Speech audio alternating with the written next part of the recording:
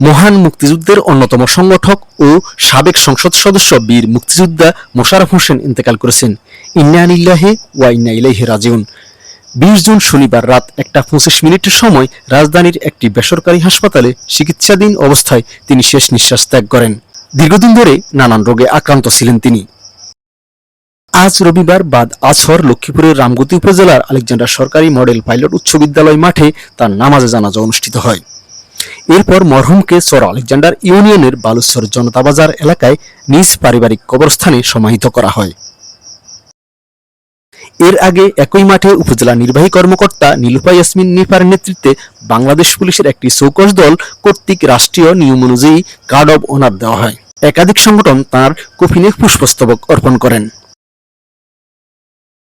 বর্ণাঢ্য রাজনৈতিক জীবনের অধিকারী বীর মুক্তিযোদ্ধা মোশাররফ হোসেনের মৃত্যুতে গভীর শোক জানিয়েছেন বিএনপি, জামায়াত, জেএসডি সহ বিভিন্ন রাজনৈতিক সংগঠন ও সামাজিক ব্যক্তিবর্গ। মরহুমের নামাজে জানাজায় ইমামতি করেন মাদ্রাসার মুহতামিম মাওলানা মোহাম্মদ আব্দুল্লাহ।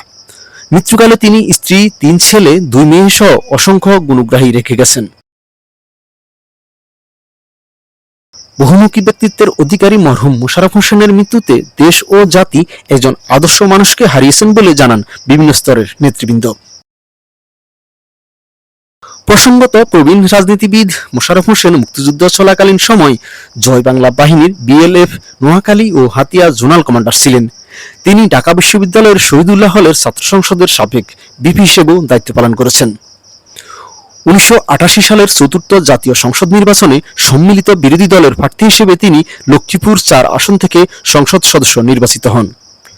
2024 সালের জাতীয় সংসদ নির্বাচনেও তিনি লক্ষ্মীপুর 4 রামগতি কমলনগর আসন থেকে সংসদ সদস্য পদে প্রতিদ্বন্দ্বিতা করেন। সারোয়ার মিরন, দেশালোক.com, রামগতি, লক্ষ্মীপুর।